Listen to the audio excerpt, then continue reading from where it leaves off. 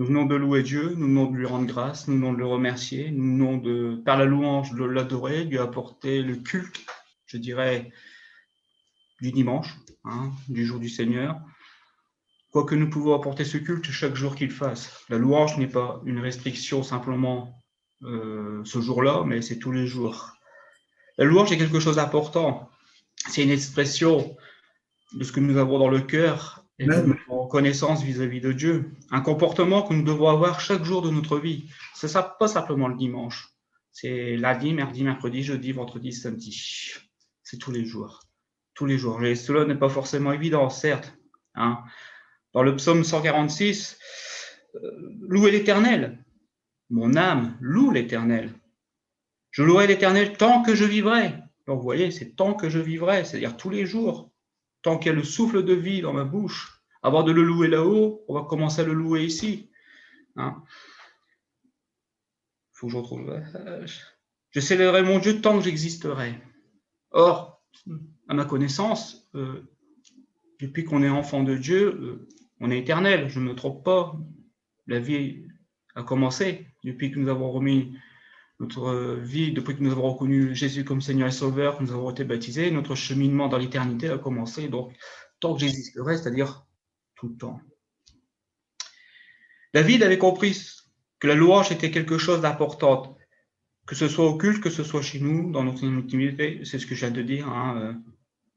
C'est la première chose que nous présentons. Jésus, dans le Notre Père, dit en commençant, notre Père qui êtes aux cieux, que ton nom soit sanctifié.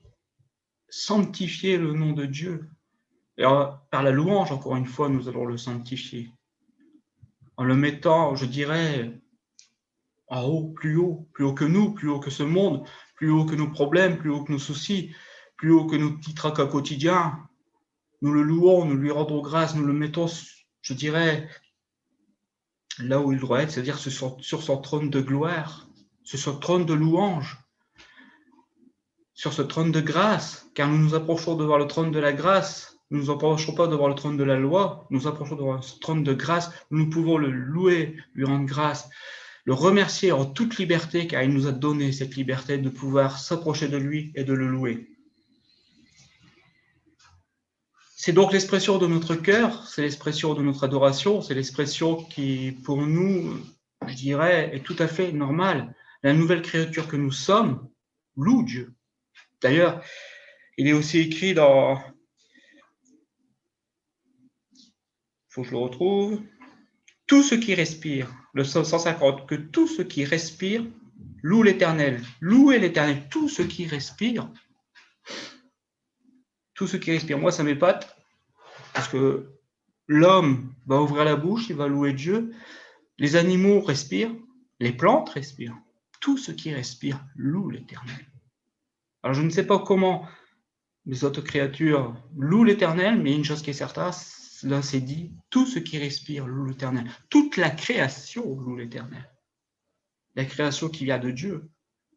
Amen.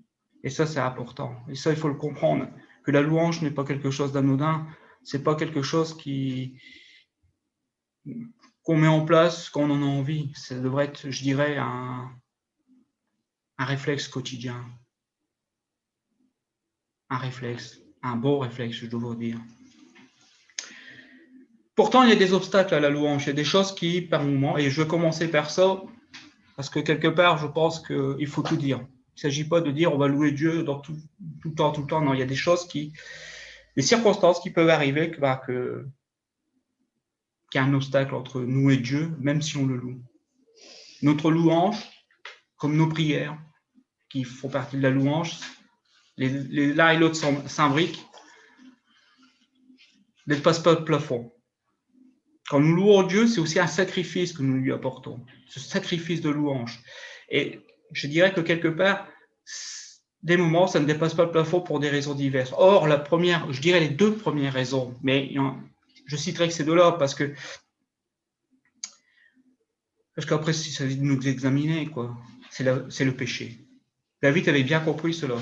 Le péché est aussi le manque de pardon. Si nous tardons à pardonner, si nous retardons le pardon vis-à-vis d'un frère, vis-à-vis d'une sœur, Si nous n'arrivons pas à pardonner, au bout d'un moment, ça va gâcher notre louange.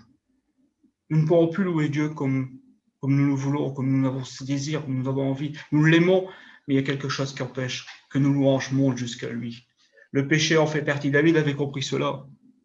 Bien sûr, je prends l'exemple de David, mais il y en a plein d'autres derrière.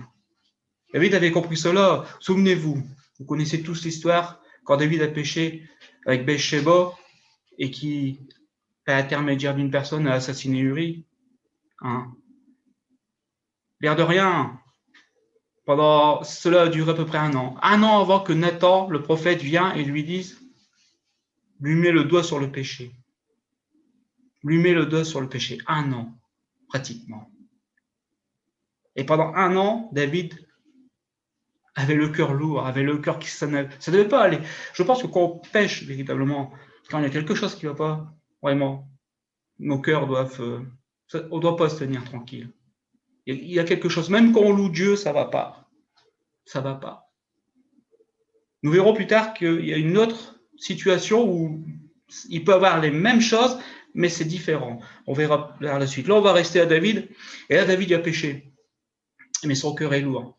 Et Nathan vient mettre le doigt sur le péché. Le Saint-Esprit vient mettre le doigt sur nos péchés. C'est pas pour nous condamner. C'est pour dire, il y a un problème là. Avant de louer Dieu, il faut régler les problèmes. Il faut régler ce problème. Et Nathan vient mettre le doigt sur le péché de David. Et j'ai pris exprès ce péché parce que c'est pas un petit péché. Hein. Personnellement, mais c'est personnel, hein, vous n'êtes pas obligé d'être d'accord avec moi. Je pense qu'il y a certaines choses où Dieu passe au-dessus. Je parle par moment qu'on peut avoir des jureaux parce qu'on s'est tapé sur le doigt, ou qu'on a un réflexe encore charnel, ou qu'on a encore quelques manques de sanctification dans la bouche. Cela peut arriver encore. Je pense que Dieu passe au-dessus. Je ne dis pas que c'est pas rien. Je ne dis pas qu'il ne faut pas sanctifier, mettre notre bouche, mais ce n'est pas ça qui va venir détruire cette communion. Par contre, il y a des péchés qui sont graves et que là, ils peuvent venir, je dirais, empêcher cette communion, ces louanges qui reviennent à Dieu. Quand Nathan met le doigt sur le péché de David, je crois que David a dû quelque part avoir quand même un soulagement. Hein. Et là, il peut prier tout simplement. Vous connaissez tous ce psaume, c'est justement le psaume qui a été écrit justement à ce sujet, c'est le psaume 51. Hein. Ô Dieu, aie pitié de moi, dans ta bonté, selon ta grande miséricorde, efface mes transgressions, c'est la première chose qu'on va demander, efface, enlève ce poids, enlève ce que j'ai fait. Lave-moi complètement de mon iniquité et purifie-moi de mon péché. Voilà, c'est toujours une histoire de sanctification, de purification. Ce péché qui doit être pardonné. On ne va pas lire tout le psaume, je vais prendre quelques extraits. Annonce-moi l'allégresse, dans le verset 10. Annonce-moi l'allégresse et la joie, et les eaux que tu as brisées se réjouiront. Annonce-moi. En me pardonnant, Seigneur, je vais pouvoir retrouver cette allégresse. Je vais pouvoir retrouver cette joie. Souvenez-vous de quelque temps le message que j'ai apporté sur revenir vers le Père et rentrer dans cette joie du Père. Plus loin encore, le verset 14. Rends-moi la joie de ton salut. Retrouver vraiment la conviction du salut dans nos cœurs. Et un esprit de bonne volonté qui me soutienne. Un esprit de bonne volonté. Combien nous avons besoin chaque jour du Saint-Esprit. Et de notre esprit renouvelé par cet esprit, par l'Esprit Saint. Plus loin dans le verset 17, Seigneur, ouvre mes lèvres et ma bouche publiera ta louange. Ma bouche. C'est très important cela. Nous oublions que la louange, par moment, il ne faut pas avoir peur d'ouvrir la bouche, que ce soit au culte, que ce soit chez nous. Il ne faut pas hésiter à ouvrir la bouche. Dans notre intimité, en plus, on peut l'ouvrir sans trop de complexe. Sans trop de complexe, nous pouvons ouvrir notre bouche, nous pouvons mettre des chants, nous pouvons chanter. Je sais que je chante très mal. Mais quand je suis tout seul, je suis un peu libéré et je peux louer Dieu. Dieu nous regarde à mon cœur, il ne regarde pas à ce que mon chant soit parfait, mais il regarde surtout à mon cœur. Et retrouver cette louange, c'est ce que David voulait. Pouvoir retrouver la louange, pouvoir retrouver cette possibilité de louer Dieu, de rentrer de nouveau pleinement dans cette communion sans culpabilité. sans avoir son péché constamment devant lui. Amen. Alors, plus loin, il dit, alors, dans le verset 21, alors, tu agréeras des sacrifices. Aujourd'hui, nous ne tuerons plus d'animaux, mais par contre, nous offrons toujours des sacrifices. Et le louange fait partie de ces sacrifices. Et il est quand même agréable de savoir que quand nous sommes pardonnés, quand notre péché est effacé, que nous pouvons de nouveau offrir un sacrifice de louange qui là va aller au-delà du plafond, qui va aller au trône de la grâce et qui va être agréé de Dieu. Amen. C'est important de savoir tout cela. C'est pour ça, quelque part, il faut absolument, je dirais, quand il y a quelque chose qui ne va pas, ou on prend conscience d'un péché, c'est de pouvoir se repentir pour que nous puissions louer Dieu, nous puissions lui rendre grâce, puissions le remercier. C'est important. Il a accompli toutes choses pour nous. Il est normal que nous puissions aujourd'hui livrer ce combat pour ne plus pécher. Cela arrivera certainement encore, mais ne pas rester dans ce péché pour continuer à le louer, à lui rendre grâce, car il a besoin de nos louanges. Il a besoin de nos louanges.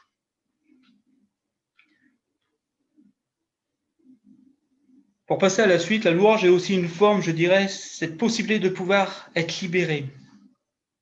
La louange nous libère. Ça a l'air de rien comme ça, mais elle nous libère, je dirais, de l'influence démoniaque. Je parle de l'influence démoniaque. Elle peut aussi nous libérer de démons qui sont bien planqués.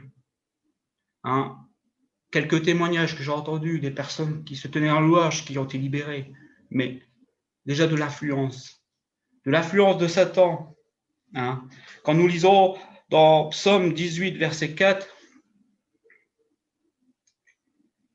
Je m'écris, loué soit l'Éternel, et je suis délivré de mes ennemis. » Je m'écris, loué soit l'Éternel, et je suis délivré de mes ennemis. On voit ici que la louange va permettre de nous délivrer. Déjà, de nos ennemis, et entre autres de Satan. N'oublions pas que lui, il nous bombarde, il nous accuse, il est continuellement en train de nous accuser. Continuellement en train de nous faire des reproches. Continuez. C'est ce qu'il veut faire. C'est tout ça pourquoi? Pour empêcher que le peuple de Dieu puisse travailler, pour empêcher que le peuple de Dieu puisse louer Dieu, puisse rentrer dans ce sacrifice d'adoration, puisse être dans cette communion avec lui. Et là, il nous bombarde, il nous bombarde, il nous bombarde, il nous bombarde. Il nous bombarde de pensées de culpabilité, des pensées négatives, néfastes, par moments même de pensées impures. C'est continuel. Et même quand on ne pense pas à mal, il y a toujours, je ne sais pas pour vous, quand vous conduisez en voiture, vous voyez des panneaux d'affiches, et boum, peut-être une pensée qu'il ne faut pas. Et cela peut nous culpabiliser. Alors qu'on détourne le regard tout simplement, mais cela peut nous culpabiliser. Cela peut nous empêcher de pouvoir louer Dieu, de pouvoir lui rendre grâce, de pouvoir le bénir. Parce que nous sommes sensibles, notre désir c'est de ne plus vouloir pécher. Et on le sait, vous et moi. Alors quand il se passe des événements où cela peut nous conduire à pécher alors qu'on n'a pas péché, attention, c'est là toute la différence. C'est là la différence. Tout à l'heure, je parlais avec David, c'est qu'à par moment, des pensées peuvent venir, tu as péché là, alors que c'est pas vrai. Ou alors, il nous rappelle de péchés que nous avons commis ultérieurement, mais des péchés qui ont été pardonnés. Mais si ces péchés ont été pardonnés, ils n'ont plus lieu d'être. Mais c'est quand même cette force qu'il utilise, lui, pour que nous-mêmes, nous tombions dans ce piège et de ne plus louer Dieu, d'avoir ce cœur, je dirais, lourd. Et bien là, la louange fait beaucoup aussi. Souvent, personnellement pour moi, quand je voyais qu'il y avait quelque chose qui n'allait pas, que je n'arrivais pas à louer Dieu, alors je m'examine, certes. Je ne reste pas sans m'examiner. Puis après, quand je vois qu'il n'y a rien de spécial, alors là, je commence à louer, je commence à rendre grâce et je commence à bénir.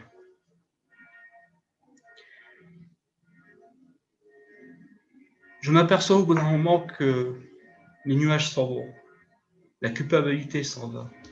J'arrive à dépasser déjà le plafond que Satan a mis, parce que là, c'est lui qui le met, c'est pas notre plafond à nous. Et ensuite, atteindre le trône de Dieu et pouvoir être en communion avec lui. Et là, à ce moment-là, je peux commencer à le louer librement. La culpabilité est partie. Mais là, je sais que ça vient du malin. Là, je savais que ça venait de l'ennemi. N'oublions pas que la culpabilité qui vient de Dieu nous poussera toujours à la repentance. Nous poussera toujours à demander pardon ou à réparer. Alors que celle qui vient de Satan, elle conduit à la mort. Et pour nous conduire à la mort, il faut qu'il nous éloigne de Dieu. Il faut qu'il nous écarte de Dieu. C'est plus facile à contrôler une personne. Plus facile de contrôler une personne dès qu'on, je dirais, on la retire de la bergerie. Un agneau qui est tout seul, on le tue plus facilement. Je ne sais pas si vous vous souvenez, mais le peuple hébreu, quand il était sur le chemin vers Canaan, ceux qui étaient attaqués, ceux qui étaient tués, c'est ceux qui étaient écartés du troupeau. Ceux qui étaient à la traîne, ceux qui étaient derrière, c'est ceux-là qui étaient attaqués. Mais ceux qui restent dans la présence de Dieu, ceux qui avancent, ceux qui veulent le louer, ceux-là seront toujours préservés. Pourquoi?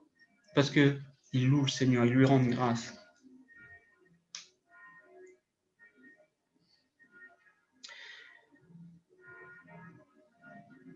Et ça, c'est important. En louant Dieu, en lui rendant grâce, ça permet de nous libérer de toutes les culpabilités que l'ennemi veut vouloir mettre dans nos cœurs ou dans nos pensées. C'est Dieu est juste. Il ne permettra pas. Il ne permettra pas qu'on se culpabilise pour rien. Parce qu'il sait très bien qu'il nous a libérés de la culpabilité. Hein, et que s'il y a un problème, Père le Saint-Esprit il nous le dira, tout simplement. Hein, à condition d'être à son écoute. Et un père reprendra son enfant. Mais sinon, il ne permettra pas. Il est juste. Et il prend soin de ses enfants. Et il ne permettra pas que ses enfants soient dans une culpabilité inutile, qui n'apporte rien, qui n'apporte pas la vie. La louange peut aussi, et là c'est une autre forme, peut aussi nous secourir quelque part. Aujourd'hui, beaucoup de chrétiens disent qu'ils n'ont pas la foi suffisamment grande, elle est trop petite, j'ai pas eu suffisamment de foi, ou nous sommes tous, je crois, nous sommes tous dans la même catégorie, nous avons tous reçu Christ, et je pense que nous avons tous reçu une paire de foi. Nous avons tous reçu cette graine. Déjà parce que nous avons cru. C'est déjà ça, cette graine. Cette graine a été plantée, cette graine a été enracinée. Mais vous savez comme moi que la foi, il faut qu'elle grandisse. La foi, il faut qu'elle germe. Il faut qu'elle fasse ses premières, je dirais, feuilles, plantes, après selon les fruits. Mais c'est une graine. Et il faut qu'elle grandisse. Alors dire qu'on n'a pas la foi, je dirais quelque part que c'est faire Dieu menteur, vu qu'il nous a donné cette graine. Je suis très vigilant maintenant, moi, quand je dis que je n'ai pas la foi. Je peux dire que je ne permets pas ma foi de grandir. Alors, à quel moment on ne peut pas permettre sa foi de grandir? Quand dans les situations bien diverses que nous pouvons avoir de notre vie, que ce soit dans les petites difficultés comme dans les grandes, dans les épreuves, dans les petites comme dans les grandes, hein, nous arrêtons de louer Dieu. Parce que nous sommes centrés sur nos problèmes, nous sommes centrés sur nos soucis, nous sommes centrés, je dirais, sur cette montagne qui nous aveugle de la puissance de Dieu, parce que la louange est une puissance. En restant dans la louange, en lui rendant grâce et en le remerciant, cela ne va pas nous empêcher d'avoir la crainte. Cela ne va pas forcément nous empêcher d'avoir peur. C'est normal quand on est dans des soucis. Je ne sais pas pour vous, mais si vous êtes au bord d'un précipice et que vous êtes sur un chemin étroit et vous devez passer au bord de ce précipice, c'est normal. Nous avons une certaine appréhension. Non? Moi, personnellement, pour moi, je loue Dieu, je lui rends grâce, je le bénis, mais quand il y a des problèmes qui arrivent, quand il y a des choses que je ne peux pas, entre guillemets, contrôler ou agir tout de suite, j'avoue que j'ai certaines craintes, j'avoue que j'ai certaines peurs. Mais je ne veux pas que cela me domine. Je refuse que ça me domine. Et en restant dans la louange, à ce moment-là, qu'est-ce que je fais? Je mets en action ma foi. La louange va permettre de mettre en action votre foi. Même si vous avez des craintes, même si vous avez des peurs, ce qui est tout à fait normal, hein, cette louange va permettre de mettre en action notre foi, va permettre de dire à Dieu, bah, c'est toi. Souvenons-nous de Paul. Tout le monde connaît l'histoire de Paul. Hein, au moment où il était dans la prison, avec Silas, si ma mémoire est bonne, Paul, enchaîné. Cet homme qui venait de prêcher, cet homme qui avait fait des choses merveilleuses, là, il se retrouve en prison, pour une raison, je dirais, entre guillemets, injuste pour nous, mais il se retrouve en prison. Il commence à louer Dieu, il commence à chanter des cantiques. On connaît tous cette histoire, il y a eu des messages sur ces passages. Mais quand il fait ça, pourquoi il fait ça? Pour se donner du courage, oui, mais pour surtout dire au Seigneur, bah, c'est toi qui as ma vie entre les mains. C'est toi qui as ma vie entre les mains. Tu fais ce qui te plaît, tu es souverain.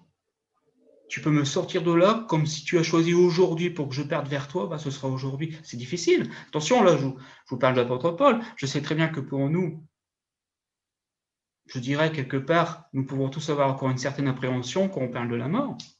Et je peux le comprendre. Hein. Je ne suis pas meilleur ou plus parfait que nous tous. Mais quand même, Seigneur, je te rends grâce et je te loue, moi qui suis enchaîné, moi qui, actuellement, en ce moment, je suis maltraité, je m'en remets à toi. En te louant, en te rendant grâce et en te remerciant, en chantant ces cantiques, je m'en remets à toi, je m'en remets à ta grâce, je m'en remets à ta volonté. On voit que la louange, encore une fois, est une démonstration de la foi. Est-ce que Paul avait des peurs? Est-ce que Paul avait des craintes? Je pense que oui. Lui, je crois que c'est lui-même qui disait, si toujours ma mémoire est bonne, peur au dehors, crainte au dedans. Et c'est tout à fait normal, c'est bien notre nature. Est-ce que cela retire, je dirais, ce que nous pouvons ressentir? Non. Mais l'expression de notre bouche, dans la louange, l'expression de notre bouche, quand nous allons sortir les louanges pour le Seigneur, quand nous allons chanter les cantiques, c'est mettre en action notre foi. C'est mettre en action cette petite graine qui va germer, qui va grandir.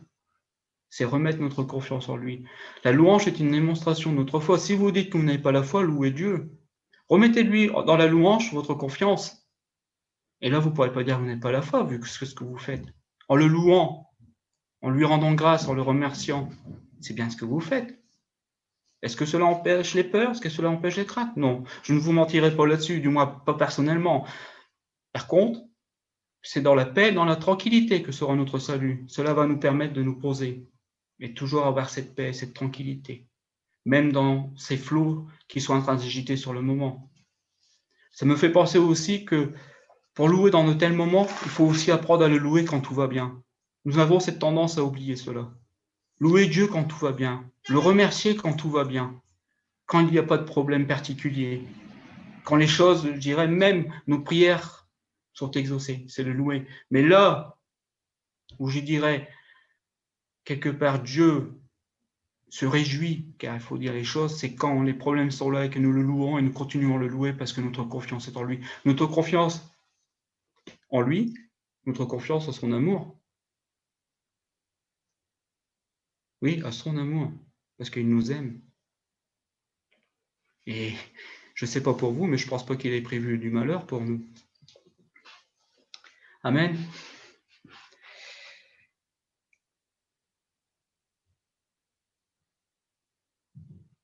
Alors, il y a aussi une troisième raison.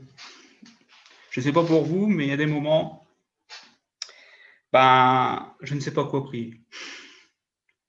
Certes, l'Église nous donne, je dirais, des choses à pouvoir prier. Hein. Nous avons des personnes qu'on nous demande de prier pour eux, c'est tout à fait normal. Des frères, des sœurs qui sont dans des difficultés, des situations politiques, hein, comme en ce moment la loi qu'ils veulent faire passer. Et je dirais que quelque part, c'est normal, et nous devons penser à prier pour nos frères, pour nos sœurs. Mais nous ne savons pas toujours quoi demander ou comment demander. Certes, il y a aussi le parler en langue, je ne le mets pas de côté, bien au contraire. Mais on ne sait pas. On ne sait pas.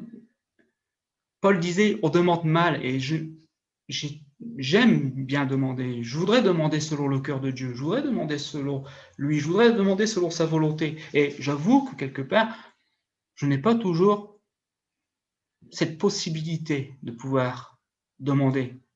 Et quand je ne connais pas, quand je ne sais pas comment demander, la louange est le bienvenu. Je mets le sujet et je commence à le louer là-dessus, à lui rendre grâce là-dessus, à le remercier là-dessus. Je trouve personnellement pour moi que ce n'est pas une question de facilité, c'est une question de prudence. Pour savoir, Seigneur, moi je ne sais pas là comment prier. Je ne sais pas comment intercéder pour le frère. Je ne sais pas comment intercéder pour la sœur. Mais je te rends grâce et te loue, te remercie de ce que tu vas faire à travers eux, à travers elle, à travers cette personne. Comment tu vas agir. Comment tu vas pouvoir glorifier ton nom. Et comment nous allons pouvoir nous réjouir avec ce frère, avec cette sœur, comment tu as accompli les choses.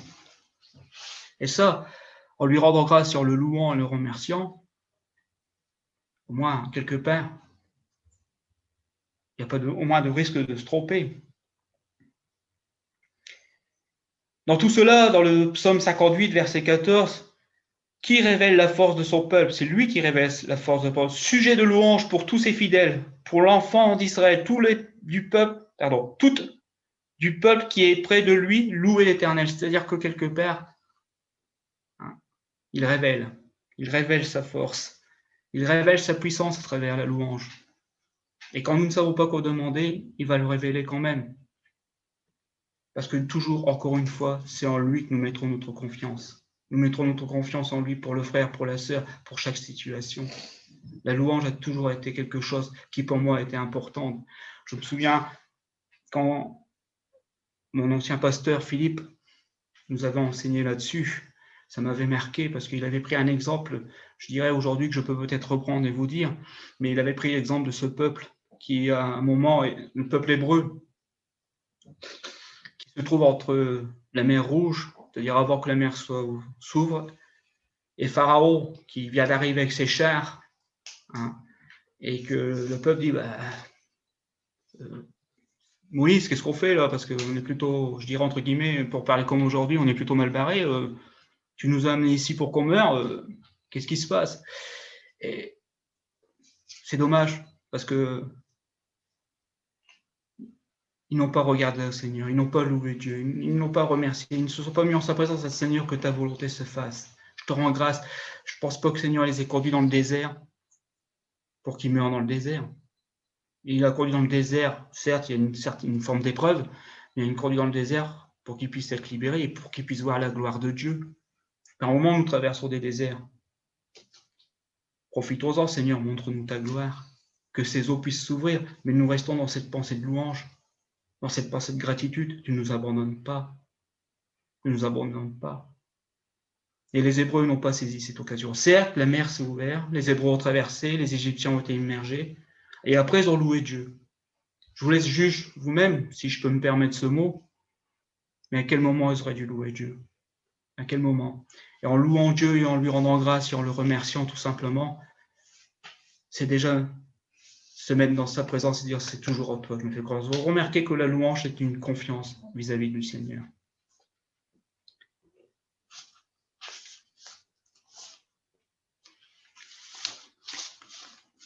Dans la louange, le Seigneur peut aussi nous révéler des secrets. C'est dans Daniel 2, verset 23. Dieu de mes pères, je te glorifie et je te loue de ce que tu m'as donné la sagesse et la force, et de ce que tu m'as fait connaître ce que nous t'avons demandé, ce que tu nous as révélé, le secret du roi. Nous nous demandons beaucoup de choses au Seigneur. Bon, je dirais quelque part, c'est normal. Espérons toujours que nous demandons dans sa volonté. Mais c'est lui qui révèle. C'est lui qui révèle. Souvenez-vous d'Abraham. Cacherai-je à Abraham ce que je vais faire? Cacherai-je à Abraham ce que je vais faire? Ne sommes-nous pas, nous, des descendants d'Abraham? Ne sommes-nous pas, par la foi, des descendants d'Abraham? Abraham a cru. Abraham a cru Dieu. Il n'a pas cru en Dieu, il a cru Dieu. Moi, je dis que ça fait quand même une différence. Croire en Dieu, beaucoup de monde croit en Dieu. Souvent, des gens me disent, ouais, je crois en Dieu, et puis c'est tout, sans plus. Ça ne les fait même pas réagir. Moi, avant que je me convertisse, j'étais de ces personnes qui ne croyaient pas, qui ne savaient pas. J'ai eu cette belle révélation. J'ai cru Dieu. J'ai cru en Dieu et ensuite j'ai cru Dieu. On peut croire en Dieu et ensuite croire Dieu. Mais après, croire Dieu, c'est croire à ce qu'il marque dans sa parole. Et Abraham, c'est ce qu'il a fait. Il a cru Dieu. Et s'il a cru Dieu, alors on ne peut que dans la louange. Parce qu'encore une fois, Dieu veut notre bien. Cacherai-je à Abraham? Est-ce que Dieu va nous cacher? Il peut nous révéler. Il même peut nous révéler le secret du roi. Et le secret du roi, excusez-moi, mais il nous a été révélé. C'est Christ, Christ Jésus. En lui, nous avons tout obtenu les bénédictions. Nous avons obtenu sagesse, nous avons obtenu intelligence. À condition, bien sûr, d'aller à son école, à condition de le suivre. C'est ça fait de certain. Hein. Mais nous avons tout obtenu en lui. Il nous a révélé. N'oublions pas qu'il nous a été donné, de connaître le secret du royaume des cieux. N'oublions pas que le royaume des cieux nous a été donné. Et si nous comprenons tout cela et nous saisissons tout cela, nous savons que Dieu ne nous abandonne pas, il nous révèle. Il continue à nous révéler. Regardez l'Apocalypse qui est révélé à Jean. Regardez l'Apocalypse qui aujourd'hui, dans ces derniers temps, pour ceux, je dirais, qui se tiennent à la brèche, pour ceux qui se tiennent dans la lumière, pour ceux qui se tiennent dans la vérité, je ne parle pas des religieux, je ne parle pas des gens qui croient, puis sans plus, et puis ils verront. Non, mais pour ceux qui se tiennent au courant, pour ceux qui ont le désir de servir Dieu, ils savent qu'en ce moment, on vit des périodes qui ne sont pas anodines. Ils savent, nous savons. Nous sommes dans des périodes où nous devons commencer à lever la tête. David Wilkerson disait lui-même, alors que des événements graves s'étaient passés, je ne sais pas si vous vous souvenez du 11 septembre, il avait fait un excellent message après, il a dit, il est temps de lever la tête. Moi je dis qu'aujourd'hui, plus que jamais, il est temps de lever la tête. Et lever la tête dans la joie, et en louant et en rendant grâce dans le Seigneur, et en le remerciant, tout simplement, parce qu'il est là, à la porte. Trouverai-je la foi quand je viendrai? Trouverai-je la foi? Seigneur, c'est ça que je voudrais que tu trouves en moi, la foi. Et encore une fois, en rendant grâce et en remerciant de tout notre cœur, c'est une démonstration de notre foi. C'est aussi une démonstration de notre attendre.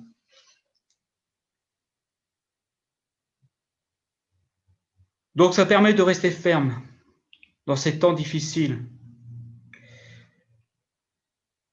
N'oublions pas que la volonté de Dieu, c'est notre bien et à sa gloire.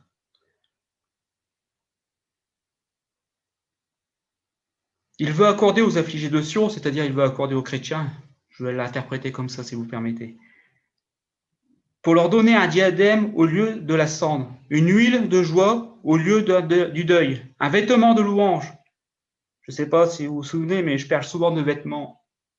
Mais un vêtement de louange, nous pouvons demander à Dieu un vêtement de louange. Nous pouvons être remplis du Saint-Esprit pour pouvoir le louer, pour pouvoir le rendre grâce, pour pouvoir le bénir. Ce vêtement de louange qui veut nous revêtir au lieu d'un esprit abattu. Au lieu d'un esprit abattu. Et en ce moment, je dirais que nous pouvons être tous dans un esprit abattu, avec toutes les réglementations qu'on nous donne, les restrictions qui sont difficiles. Psychologiquement, ça joue.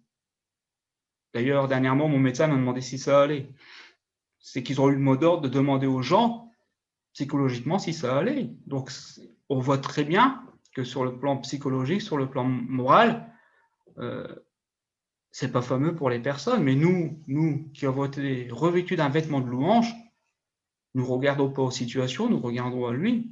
Ou nous devons regarder à lui. Et je vous exhorte, comme vous pouvez m'exhorter, parce que je suis un homme comme vous, un homme qui a besoin d'être exhorté, qui a besoin d'être, je dirais par moi-même, secoué pour tenir ferme, pour tenir bon, et rendre grâce et louer le Seigneur, afin qu'on les appelle des térabintes. Voilà, c'est le psaume. Je n'en retrouve plus. C'est pas grave. C'est pas grave. Non, c'était pas un psaume, c'était Isaïe 61, verset 3. Voilà. Nous devons Restez ferme en ce moment. Et la seule façon, je dirais, de rester ferme, c'est en le louant, si en lui rendant grâce, si en démontrant notre foi vis-à-vis de lui. Est-ce que cela retirera nos craintes, nos peurs, nos appréhensions? Pas toujours, pas toujours. Mais cela nous permettra de rester en lui, de garder la foi en lui, de regarder le visage, je dirais, notre regard fixé sur lui. Encore une fois, pour ceux qui disent qu'ils manquent de foi, je vous invite à vraiment considérer que à partir du moment où vous louez Dieu, à partir du moment où vous lui rendez grâce, c'est une démonstration de votre foi. Ouvrez votre bouche. Ouvrez votre bouche. Dites simplement, loué soit l'Éternel. Loué soit l'Éternel. Loué soit notre Seigneur Jésus le Christ. Loué celui qui nous a libérés. C'est une démonstration. Vous avez la foi, mais il faut ouvrir sa bouche. Il faut regarder à lui. Et là, au bout d'un moment, Dieu sait à quel moment les situations vont changer. Il sait, il a prévu. Il a prévu une porte de sortie pour chacun de nous. Il a prévu la bénédiction pour chacun de nous. Il a prévu à ce qu'on soit une lampe, à ce qu'on soit une lumière, à ce qu'on soit le sel de la terre pour chacun de nous. Jean-Bernard, la semaine dernière, nous parlait qu'il est notre justice. C'est lui qui nous rendra justice. Eh bien, encore une fois, on peut le louer, on peut lui rendre grâce pour ça. Parce qu'il n'y a personne qui pourra venir nous faire du mal. Et si peu, c'est toujours Dieu qui sera le seul juge. C'est lui qui nous aime, c'est lui qui nous a établis. C'est lui qui a donné notre action, c'est lui qui nous remet le vêtement de louange. Alors rendre grâce au Seigneur tout simplement, en le remerciant. Je voulais vous exhorter aujourd'hui à rester ferme dans la louange, à rester ferme dans la gratitude et dans les remerciements devant le Seigneur. Est-ce que les choses sont faciles? Non. Avec mon épouse, on a passé des périodes difficiles, surtout elle. Moi, encore, j'étais plus là pour essayer de soutenir. Et je disais, quand elle ne pouvait plus. Et là, j'invite les maris à considérer cela. Quand votre épouse est dans la souffrance, quand votre épouse n'arrive pas, vous mettez-vous à la brèche et commencez à louer Dieu pour elle. Et vice-versa, quand votre mari est difficile, nous sommes deux et deux, nous sommes plus forts, qui passe un moment difficile, qui lui-même épouse, louez et rendez grâce au Seigneur. Remerciez-le, Seigneur, pour votre mari. Et Dieu agira. Dieu agira. Il veut bénir. C'est son désir. Il veut rétablir, il veut restaurer, il veut pardonner. Il veut que nous puissions nous tenir debout pour le jour de son retour. Il veut que nous puissions être ces personnes, Seigneur, qui vont glorifier son nom. Ces personnes, encore aujourd'hui, et là j'insiste, qui vont faire la différence. Et pour ça, nous avons aussi besoin de l'Église.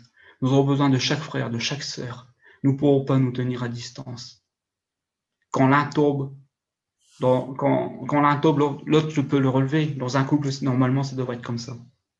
Et bien dans l'Église, c'est comme ça. Quand un frère ou une sœur a des difficultés, qu'elle a du mal même à louer, on peut l'accompagner dans la louange. On peut louer pour elle, intercéder pour elle, rendre grâce pour elle ou pour lui. Et ça, c'est important. Mais sans gémir. Parce que hélas, et je le dis avec j'ai pu trop constater souvent trop de gémissements. Même moi, mon épouse, je rends grâce au Seigneur pour mon épouse parce que ça m'arrive de gémir, voilà. Eh ben, elle me bouscule. Elle me bouscule. Attention.